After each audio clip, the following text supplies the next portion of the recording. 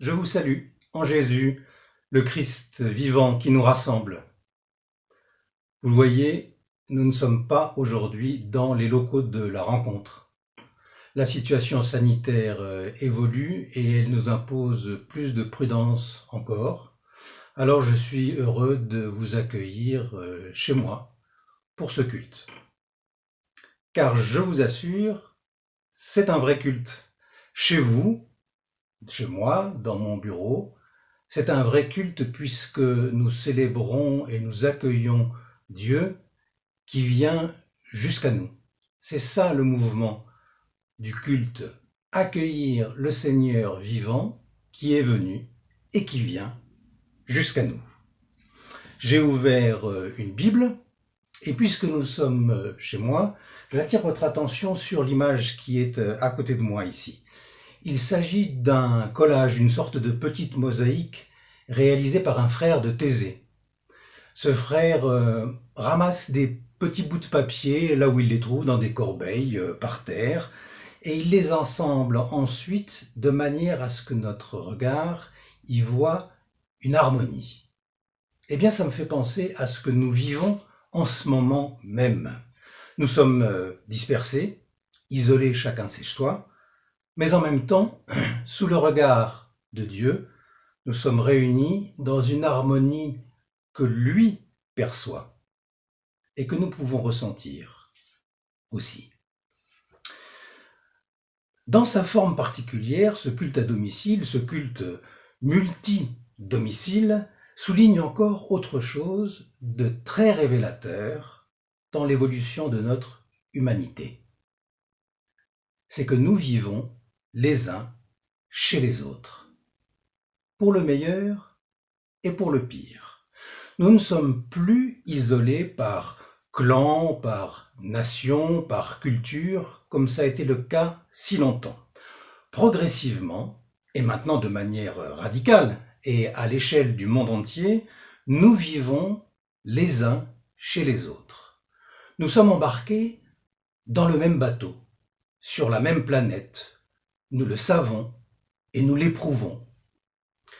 Ce qui se passe au fin fond d'un marché en Chine a un impact concret et direct au fin fond de chez moi. Autre exemple, avec les innombrables messages qui s'échangent en ce moment, les groupes WhatsApp, les apéros Skype, les réunions Zoom, les visioconférences et j'en passe, nous le voyons, nous vivons les uns chez les autres. Et avec ce culte même, c'est ce que nous vivons aussi.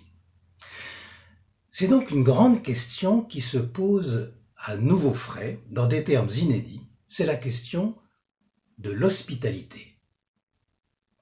Quelle hospitalité pouvons-nous vivre dans ce monde commun? Quelle hospitalité devons-nous inventer dans ce monde où désormais nous vivons les uns chez les autres? Cette question de l'hospitalité, elle nous concerne à un double titre. Comme concitoyens du monde, mais aussi spécifiquement comme chrétiens. Car toute la foi chrétienne peut être vue sous l'angle de l'hospitalité. L'hospitalité avec Dieu, l'hospitalité entre nous, l'hospitalité avec notre prochain.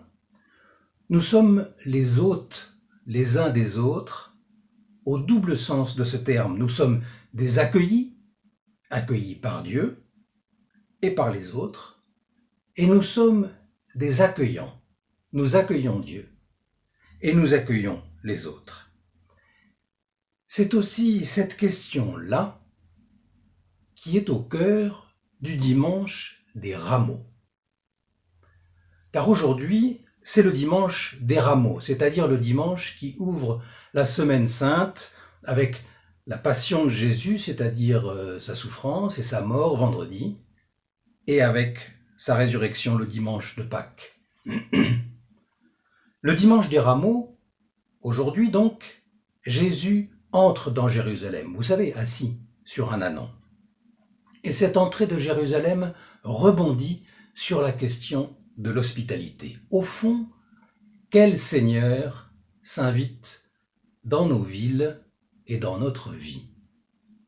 Et au fond, quel Dieu attendons-nous et accueillons-nous? Alors ouvrons la Bible pour lire dans l'Évangile selon Matthieu au chapitre 21. Jésus est donc assis sur un ânon et il entre dans Jérusalem.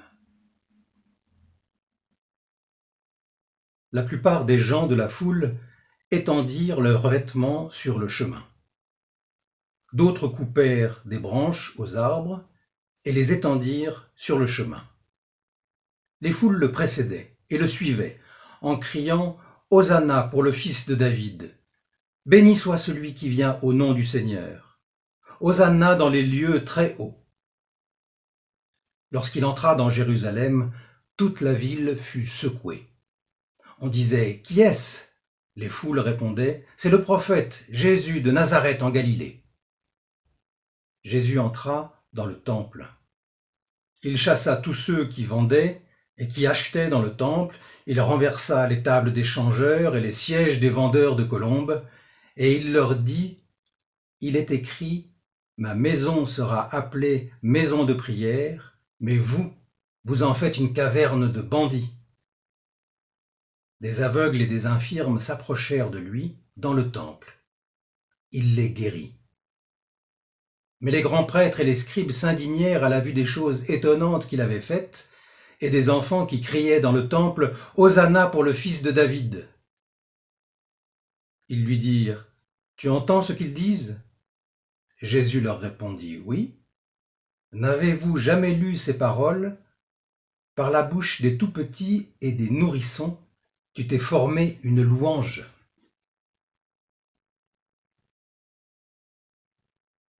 Si le Christ entrait aujourd'hui dans nos villes, l'accueil ne serait pas le même. Au moins, pour cause de confinement, il n'y aurait ni foule, ni bruit. Mais ce jour-là, à Jérusalem, il y a des foules et il y a un vacarme assourdissant. C'est sans doute le passage le plus bruyant des évangiles, et l'évangéliste Matthieu est celui qui met le plus en relief la dimension sonore de la journée. À cette époque de l'année, à Jérusalem, il y avait des masses de pèlerins juifs venus de tout le monde connu. Et ces foules crient à l'arrivée de Jésus. Le texte dit qu'elles croassent ou qu'elles vocifèrent. Au milieu de cette rumeur qui enfle, de cette clameur, on distingue quelques paroles articulées quand même. « Hosanna, fils de David, béni soit celui qui vient ». On distingue même quelques dialogues. C'est qui ? C'est Jésus, le prophète de Galilée. Mais le vacarme est tellement puissant que toute la ville, dit Matthieu, est secouée comme par un séisme.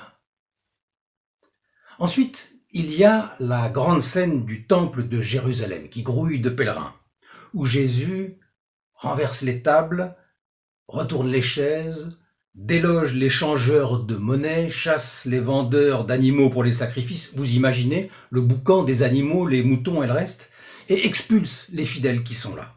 Ça ne se fait pas dans le calme et la douceur, c'est plutôt une espèce de tornade. Puis les aveugles et les infirmes, nombreux, se pressent vers lui. Les autorités religieuses s'indignent, mot à mot, elles bouillonnent, et les enfants crient et s'époumonnent. C'est une journée où à peu près tous les bruits se superposent et s'entrechoquent, et Matthieu les amplifie et leur donne toute la résonance qu'il peut. C'est une journée de rumeurs et de cris, d'interpellations et de vociférations, de bruits humains, animaux, telluriques, de grondements et d'ovations, de joie et de colère, d'espoir et de réprobation, de liesse et de transgression, d'enthousiasme et de fureur.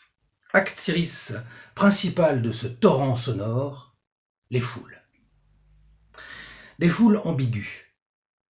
Elles accueillent un roi humble, monté sur un ânon, mais un roi tout de même. C'est-à-dire un souverain politique qui, peut-être, qui sait, pourrait libérer le pays de l'occupation romaine et de ses supplétifs, et qui restaurera Israël. Des foules terriblement ambiguës.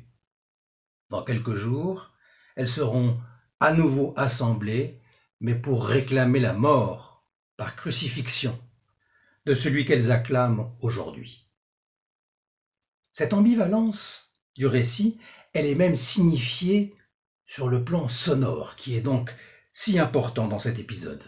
Car au milieu du vacarme, 2 fois, pas plus, 2 fois dans la journée, Jésus prend la parole. Il ne hurle pas, il ne crie même pas, il dit tout simplement 2 choses en citant les Écritures. Une première fois, lorsqu'il chasse les changeurs, les marchands et les acheteurs, Jésus dit « Ma maison sera appelée maison de prière, mais vous, vous en faites une caverne de bandits. » La prière d'un côté, les bandits de l'autre. La maison d'un côté, la caverne de l'autre. Dans son propos même, vous entendez, Jésus souligne l'opposition entre le bruit résonnant d'une horde et la parole claire et simple d'un dialogue intime. Une seconde fois, Jésus prend la parole pour répondre aux prêtres bouillonnants et furieux. N'avez-vous jamais lu ces paroles ? Par la bouche des tout-petits et des nourrissons, tu t'es formé une louange. Jésus leur répond en évoquant le babil des poupons. Ce babil dont parle le psaume 8, c'est le psaume que Jésus cite, et dont la phrase suivante est, comme ses interlocuteurs le savent fort bien, « Par la bouche des enfants, des nourrissons, tu as fondé une force pour imposer le silence à l'ennemi vindicatif. » Jésus parle, il évoque le murmure de la prière et même le silence. Voyez-vous, au début de cette semaine de la Passion, au moment où Jésus arrive, notre récit nous place entre 2 extrémités, le vacarme et le silence. Et ce silence ira croissant jusqu'à la fin de la semaine, jusqu'au silence de Jésus devant Pilate et sur la croix, jusqu'au silence du tombeau, et plus encore jusqu'au silence du tombeau vide. Un silence qui lui est imposé, mais que pourtant il choisit, et un silence qui se creuse au cœur du monde. Quel Christ attendons-nous ? Quel Seigneur accueillons-nous ? Celui sur lequel nous plaquons nos rêves de puissance, celui sur lequel nous projetons nos désirs de pouvoir, y compris pour la bonne cause, ou celui qui, sans bruit, fait résonner sa claire parole sur fond de silence. Quel Christ sera l'hôte de notre vie ? De quel Christ serons-nous l'hôte ? À la fin du Nouveau Testament, une phrase fait écho à ces questions et vient les travailler, en quelque sorte. C'est dans le livre de l'Apocalypse au chapitre 3, et c'est une phrase que nous connaissons bien. « Je me tiens à la porte et je frappe. Si quelqu'un m'entend et ouvre la porte, j'entrerai chez lui, je dînerai avec lui et lui avec moi. » Le Seigneur, dit ce passage, se tient à la porte. Il ne tambourine pas, il heurte. Toc, toc, toc. Il frappe délicatement, car le verbe employé signifie aussi donner une pichenette ou jouer d'un instrument de musique. Si quelqu'un m'entend, continue le texte, ce qui veut dire qu'il faut tendre l'oreille pour percevoir le bruit du Seigneur qui vient.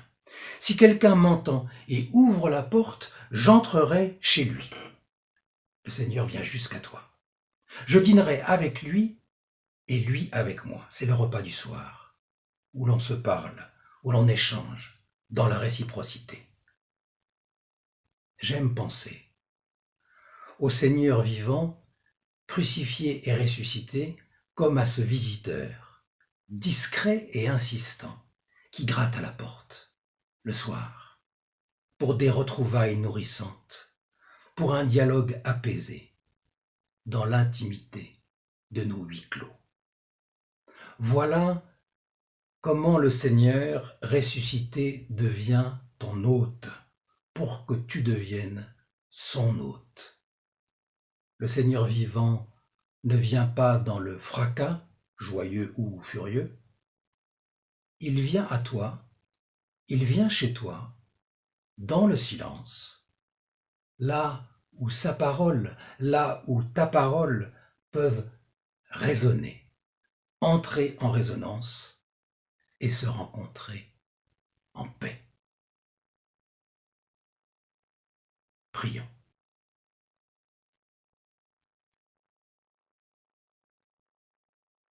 Nous te prions, Seigneur, pour les bruits et les silences. Le bruit qui assourdit et qui assomme, le silence qui apaise et qui repose. Le bruit de la vie, des jeux et des joies, le silence de l'attente, de l'inquiétude, de l'angoisse. Le bruit et toutes ses ambiguïtés. Le silence et toutes ses ambivalences. Les bruits et les silences de notre monde et de notre vie. Viens, Seigneur. Viens comme ce visiteur, discret et insistant que tu es. Viens faire naître en nous et entre nous ta parole de vie et fais de nous des semeurs de ta parole dans le fracas et dans les attentes du monde. Nous rassemblons toute notre prière avec celle de tous tes enfants dans les mots que Jésus nous a appris. Notre Père qui es aux cieux, que ton nom soit sanctifié, que ton règne vienne, que ta volonté soit faite sur la terre comme au ciel. Donne-nous aujourd'hui notre pain de ce jour. Pardonne-nous nos offenses, comme nous pardonnons aussi à ceux qui nous ont offensés. Et ne nous laisse pas entrer en tentation, mais délivre-nous du mal. Car c'est à toi qu'appartiennent le règne, la puissance et la gloire, pour les siècles des siècles. Amen.